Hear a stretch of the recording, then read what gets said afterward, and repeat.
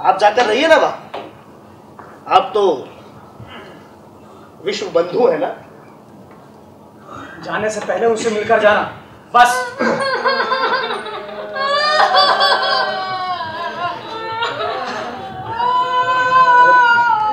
मैं देखकर आता हूं आप किसकी बारी आते। सुनिए भैया, मैं भी सुनिए अभी। ये भैया कहाँ गए? यहाँ जल्दी लोग नहीं मिलते। मतलब कांधा देने के लिए यहाँ जल्दी लोग नहीं मिलते, लेकिन किसी न किसी को तो आगे आना ही होगा। नंदिनी, मैं घर जाती हूँ, सामान समेटना है।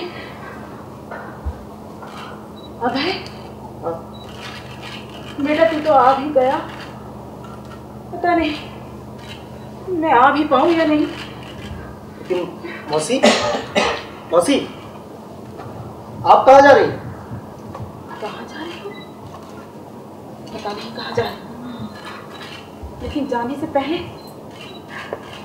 सारा सामान समेट लेना चाहती हूँ ताकि वहां किसी चीज की कमी महसूस ना हो। नंदिनी, चलती हूँ। सही कहती है मौसी, आप वो सारा समय और वो सामान सब कुछ समेट लेना चाहती है। मुझसे वो सारी चीजें छूट गई थी, इसीलिए शायद आज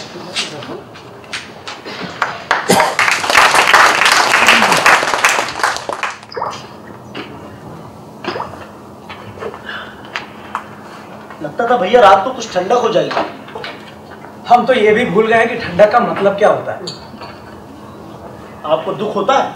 दुख? मैंने क्या किया भाई? अरे कम से कम एक पत्र लिखकर मुझे सूचित करना चाहिए था। ज्यादा नहीं तो जितना संभव था भेजता रहता। तो उससे हमारी नियति में कोई फर्क पड़ जाता क्या? अरे मुस्कुराते क्यों हो? नियति ना बदलती तो ना सही, कम से कम ये दिन जरा आराम से कटे हो।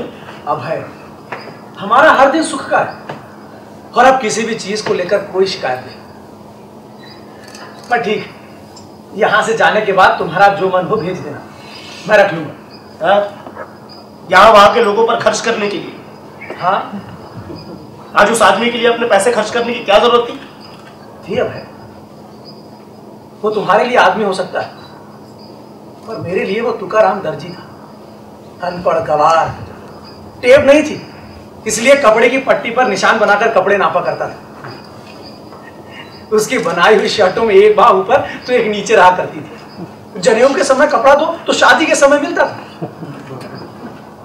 पर हाँ, जब कभी भजन गाता था तो सुनने वालों की आंखों से आंसुओं की धारा बहने लगती थी। क्या मैं उसके लिए इतना भी ना करूं? है लगता है एक एक करके सबको जाते हुए देखने का समय आ गया। सुना भाभी, इन्हें तो कुछ समझ नहीं आता, घर उजाड़ कर परोपकार करते हैं। उससे क्या कहते हो? शुरुआत तो उसी ने की। गांव में हाहाकार मचा हुआ था और किसी के पास दांत में रखने के लिए फूटी कौड़ी तक नहीं। कोई बीमार, कोई गांव छोड़ के जाने के लिए तैयार, कोई मौत के दरवाजे पर खड़ा हुआ। एक दिन ये उठी, डिब्बा उठाया और लाकर मेरे सामने रख दी। अच्छा, आप तो जैसे इस बात की प्रतीक्षा ही कर रहे होंगे, है ना? हाँ, मुक्त अनुभव करता हूँ मैं और मेरा ये आकाश और उसकी ये चांदनी। ठीकरा जैसा दिखता है। ठीकरा? हाँ, आपका ये आकाश और उस पर ये चांदनी बिल्कुल ठीकरा जैसा दिखता है। और तेरा स्वीडन अब है बर्फ की चट्टान की तरह दिखता होगा ना?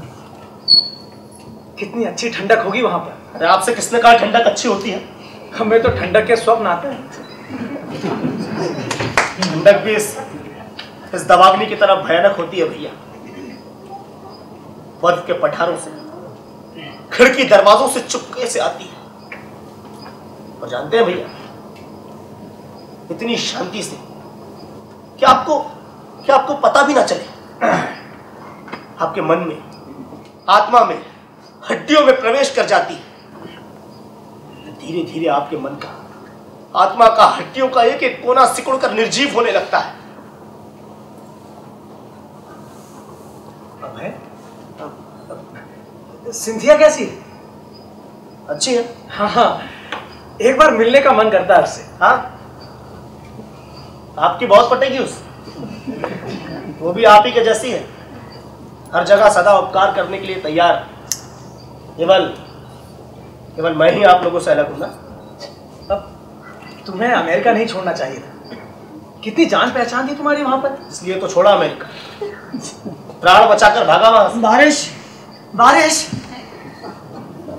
इस आदमी को देखिए, कब से भटक रहा है। देखा है साहब, दिन भर भटक भटक कर क्या हाल बना रखा है इसने अपने। नियति। मेरी बात मानिए और अब और न रहिए, चल पड़िए हमारे साथ। अब है क्या मैं यहाँ पर अकेला हूँ? सच कहता हूँ भैया, वो सागौन बेचिए और चल दीजिए हमारे साथ। सागौन? अब कहाँ रहा सागौन? क्यों? सब काट कर ले गए। एक हफ्ते तक धड़ाधड़ ट्रक आए और सब काट कर ले गए। और आप खड़े देखते रहे? हाँ, मैंने कभी किसी दूसरे का सागौन नहीं काटा था ना, इसलिए मेरा हाथ उठाई और मुझे लगा था जिसका है वो ले जा रहे। हाँ भाई, पर एक बार कोशिश की थी और जैसे ही मैंने सागौन पर पहला वार किया, मैंने अपनी अंत की तरफ पहला कदम बढ़ा दिया था। अंततः हम अपना रेगिस्तान स्वयं तैयार करते हैं। समझ में नहीं आता। अरे नहीं समझ में आता,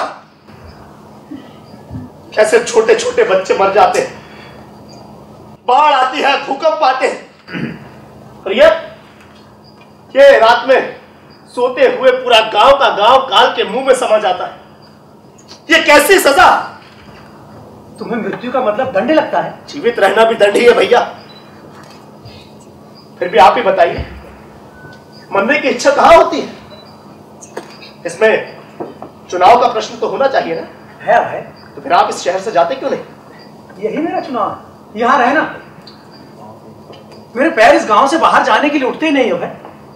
तुम पूछोगे कि क्यों, मैं इसका जवाब नहीं दे पाऊंगा। कुल 200 देहरी वाला ये गांव,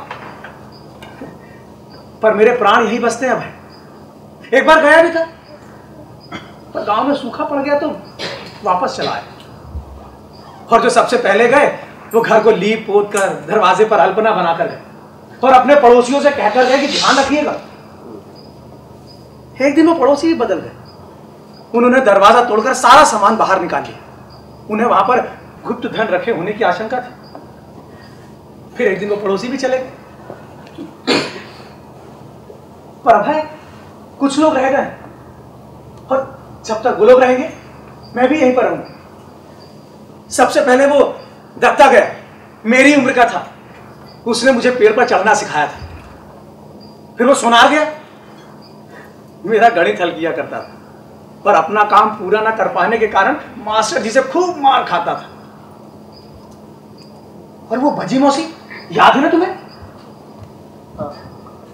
ये जानते हुए कि मां गुस्सा करती, मुझे चुपचाप अपने घर ले जाती, गिलास भर के दूध देती, गुड़ खिलाती। एक दिन सब चले गए। जब तक ये बचे हुए लोग हैं तब तक मैं भी यही रहूंगा। और फिर लगा सब कुछ नियमों से तो चल रहा है, पृथ्वी का गोल घूमना, हवा चलना। बस ये बात मन में आई और मन एकदम शांत हो गया। वो तुम्हारा नेपच्यून हमारे 165 वर्ष उसके 1 वर्ष के बराबर होते हैं। अगर इस हिसाब से देखा जाए तो ये सूखा मात्र 1 मिनट का हुआ बस। ये बात मन में आई और मन एकदम शांत। पर देखना भाई, एक दिन आएगा जब यहां भी पानी होगा, पेड़ पौधे होंगे। बस ये देखकर संक्षेप में ये बात है। तो आप अपना अनुभव अपने पास रखिए, लेकिन अपने साथ अपने छोटे बच्चे को उसमें क्यों ढकेलते हैं? उसे भी ये सब कुछ देख लेने दो भाई। जब समय आएगा तो मजबूती के साथ उसका सामना करेगा। और मैं इस बात की चिंता क्यों करूं भाई? अब तुम ही बताओ, कल को ये पृथ्वी गोल घूमना बंद कर देगी तो तुम इस बात की चिंता करोगे? अरे कमाल करते हैं आप। मैं क्यों चिंता करूं? तो मैं तो बस ये सोच रहा हूं कि अगर मेरा अपना बच्चा यहां होता तो मैंने क्या किया होता? हाँ? शायद प्राणों को गिरवी रखकर उसके लिए सुविधा की होती। मैं बेकार ही यहां तक आया। क्यों? क्या ये तुम्हारा घर नहीं है? नहीं है? आज जब से आया हूं तभी से विचित्र भावना ने मन को घेरे रखा है। मेरा कोई घर नहीं, वो कहीं खो गया है या पहले से था ही नहीं। अब तो मैं सभी जगह पर आया हूं। पराया? तुम्हारे साथ किसी ने पराये जैसा व्यवहार किया? किसी ने नहीं भैया। दरअसल यहां पर ये ढही हुई दीवारें, ये हड्डी के ढांचे जैसे जानवर, ये मांस की दुर्गंध, इन सब के बीच आपका घर कितना सुखी है। आप, भाभी और बेटा, आप तीनों का घर, सिर्फ आप तीनों का, उसमें चौथे का प्रवेश नहीं है। इस घर के चारों ओर मजबूत चार दीवारी है, जिसके इर्द गिर्द मैं चक्कर लगा रहा हूं, इस खोखली आशा के साथ कि इस घर में मुझे प्रवेश मिलेगा। लेकिन आप अपनी सुविधा के हिसाब से खिड़की से बाहर मुंह निकालते हैं और मुझसे यहां वहां की बातें करते हैं। बस भाई, हमसे कोई गलती हो गई क्या? हमारा बोलना अच्छा नहीं है भैया, आप खुद समझदार हैं। बुरा मत मानो भाई। अरे कहां बुरा मानता, लेकिन आप ही बताइए, मेरे मन में जो बात आई है क्या वो आपसे भी ना कहूं? सिंथिया अच्छी, रेमल, मैंने कहा ना, बिल्कुल आप ही के जैसी है। बड़ा मन है उसका, लेकिन वो सिंथिया वाली बात नहीं है भैया। दरअसल अभी थोड़ी देर पहले मैं आपके पीछे पीछे अंदर तक गया। वहां देखा कि आप और भाभी बैठकर बातें कर रहे थे। जैसे ही अंदर गया तो आप और भाभी मुझको देखकर चुप हो गए, प्रश्न सूचक दृष्टि से मेरी ओर देखने लगे। बस उसी एक पल में पराया हो गया था मैं। अरे चोर जैसा महसूस करने लगा था खुद को। जानते हैं भैया, कभी कभी आप लोग एक दूसरे की ओर देखते भी नहीं, लेकिन आपका संवाद निरंतर चलता रहता है। अरे तो सिंथिया नहीं है तुम्हारे लिए? सिंथिया, कभी एक दूसरे की ओर देखने की हमारी हिम्मत ही नहीं हुई भैया। एक ही घर के नीचे रहते हैं भाभी, लेकिन हमेशा इस बात से डरे रहते हैं कि कहीं हमारी आंखें ना टकरा जाए।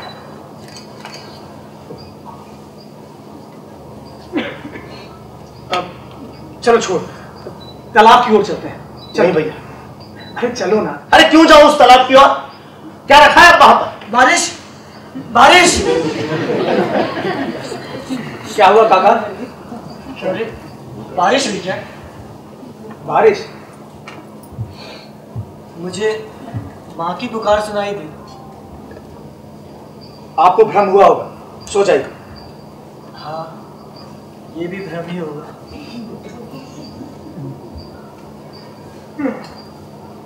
ये आदमी आज तक किस खोज में भटकता रहा, और इसे जाना कहां था?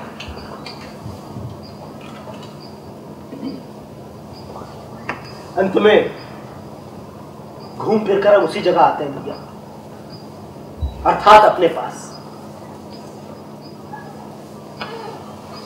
ये हमारी आखिरी मुलाकात है। नहीं अभय। हाँ, और अगर मैं यहां से चला गया तो मेरे पीछे मेरी कोई निशानी नहीं जिसे देखकर आप कह सके कि ये अभय का है, केवल स्मृति। और जानते हैं आप, वो भी तब तक जब तक आप नहीं तो फिर वो स्मृति भी नहीं।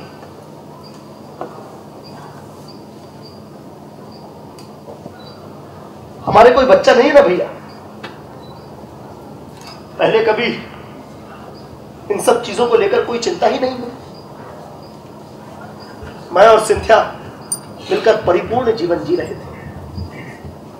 लगा कि नहीं है तो अच्छा है, अपने काम में कोई बाधा ही नहीं है। बस यूं ही हाथों में हाथ लेकर सारा जीवन बिता लेंगे। इसी आनंद की असावधान दशा में एक सुबह हमारा संसार ठिठुरने लगा। मुझे वो सुबह अच्छी तरह से याद है। खिड़की के बाहर मैंने एक शव यात्रा को जाते देखा। सफेद बर्फ पर काले कपड़े पहने हुए लोग शव पेटी के पीछे पीछे चुपचाप चल रहे थे। बस उसी क्षण मृत्यु का ज्वर धीरे धीरे अंदर बढ़ने लगा। उसी से मुझे सिंथिया और अपने संबंधों की नश्वरता का ज्ञान हुआ। हम समाप्त होंगे, इससे हमारे पीछे कोई निशानी नहीं रह जाएगी। सारे रिश्तों से संबंध खत्म, पीछे कुछ नहीं रह जाएगा। जानते हैं, ये सारी सृष्टि शाश्वत रहेगी, मात्र मैं जमीन पर पड़ी हुई पानी की बूंद की तरह पहुंच दिया जाऊंगा।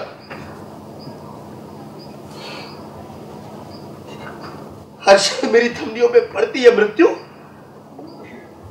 आपके कथन अनुसार मात्र एक घटना हो सकती है, लेकिन मैं नहीं सह पाता हूं इसे। परेशान हो जाता हूं इन सबको सोचकर। भैया, वहां स्वीडन में शाम के समय हम अपनी अपनी आराम कुर्सियों में बैठकर खिड़की से बाहर बर्फ का गिरना चुपचाप देखते रहते हैं। बाहर टुकड़ों में किश्तों से गिरती हुई बर्फ, और अंदर